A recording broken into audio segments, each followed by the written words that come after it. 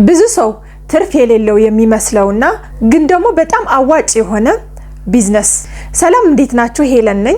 ዛሬ የምነግራችሁ ብዙ ሰዎች የሚሸወዱበትን አትራፊ የማይመስላቸውን አዋጭ የሆነ ስለ የወተት ቢዝነስ ነው የምነግራችሁ። ሰብስክራይብ፣ ላይክ፣ ሼር በማድረግ እስከ መጨረሻ ከኔ ጋር ቆዩ። እናም ደግሞ የት መክፈት አለብን፣ ለመክፈትስ ምን ያክል ብር ያስፈልገናል፣ ከየትስ እናመጣለን የሚለውን ሙሉ ዝርዝር ይዤላችሁ መጥቻለሁ። ወተት ቤት ሲባል ወተት ብቻ አይደለም የሚሸጥበት፣ ከሱ ጋር ተያይዞ የሚሸጡ ነገሮች አሉ። እንቁላል፣ እርጎ፣ አይብ፣ ቅቤ፣ በረንዳ ላይ ደግሞ እንደነ ቡና፣ ቺፕስ፣ ሳምቡሳ እነዚህ ነገሮችን መሸጥ ይቻላል። ለዚህም ነው ትርፋማ የሚያደርገው ቢዝነሱ ማለት ነው። አንዱ ሲቀዘቅዝ ባንዱ ትሸጣላችሁ፣ አንዱ ሲቀዘቅዝ ደግሞ ባንዱ ትሸጣላችሁ። ለዚህ ነው በጣም አሪፍ ትርፍ ያለው ማለት ነው። ግን ደግሞ ትርፉ ብዙም ትንሽም ሊሆን ይችላል። ብዙም ትንሽም ሊያደርገው የሚችለው ደግሞ እናንተ የምትረከቡበት ሰው ነው ዋናው ነገር የሚወስነው። ከከብቶች ላሞች ምናምን ከሚያረቡ ሰዎች ቀጥታ ከገበሬዎች ምናምን የምትረከቡ ከሆነ በጣም አሪፍ ትርፍ ታገኙበታላችሁ። ግን ዝም ብሎ ሰፈር ለሰፈር የሚዞሩ ዝም ብሎ በቀላሉ እንትን እየዞሩ የሚሸጡ ሰዎች ከነሱ የምትረከቡ ከሆነ ደግሞ ትርፋችሁ ዝቅ ሊል ይችላል ማለት ነው።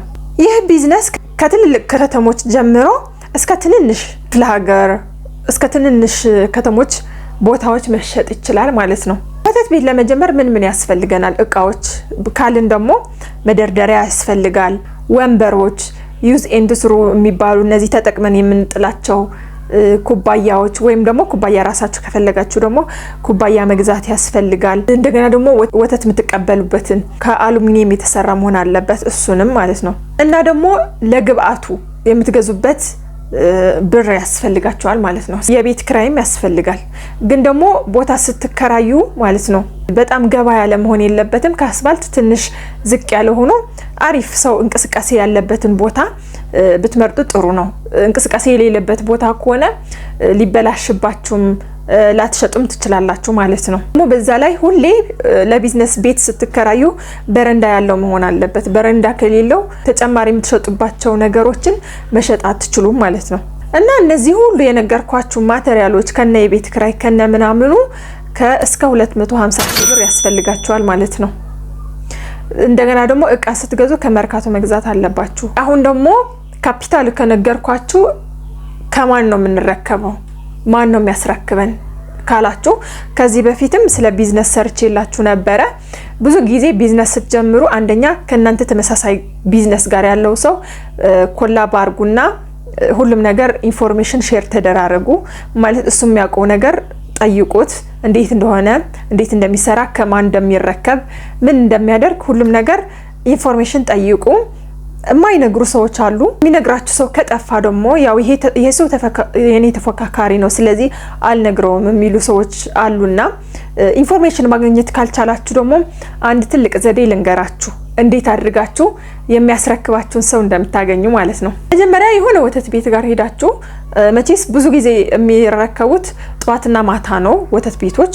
እናም ወይ ጧት ወይ ማታ ሄዳችሁ 1-2 ቀን ምናምን ተጠቀሙ ወተቶች ማለት ነው። እንደ ከስተመር ሄዳችሁ ተጠቀሙና ልክ ሲረከብ ሲያስረክበው ሰውዬ ታዩትና ማን እንደሆነ በደንብ ታዩታላችሁ። ከዛ አስረክቦ ሲወጣ እናንተም መንገድ ላይ ጠብቃችሁ ማነጋገር ነው ማለት ነው። ይሄ ዘዴ በጣም አሪፍ ዘዴ ነው፣ ብዙዎች ይጠቀሙበታል። እና የሚነግራችሁ ሰው ከጠፋ ይሄንን ዘዴ መጠቀም ትችላላችሁ። ሰውየው ራሱ የሚያስፈልገው ብር ነው፣ ብርና ብር ስለሆነ አይመለከተውም።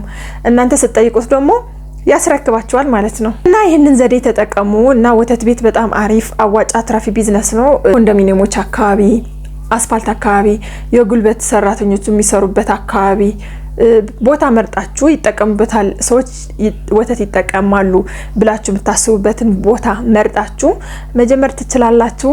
እናም ደግሞ መጨረሻ ላይ ልነግራችሁ የምፈልገው ነገር ብዙ ጊዜ በረንዳ ያለው ስትከራይ ከፈለጋችሁ ለራሳችሁ እንደነ ቺፕስ፣ ቡና ምናምን መሸጥ ትችላላችሁ። ካልፈለጋችሁ ቢዚ ከሆናችሁ ደግሞ ቡና የሚሸጡ ቺፕስ የሚሸጡ ሰዎች ልታከራዩዋቸው ትችላላችሁ በረንዳው ላይ ማለት ነው።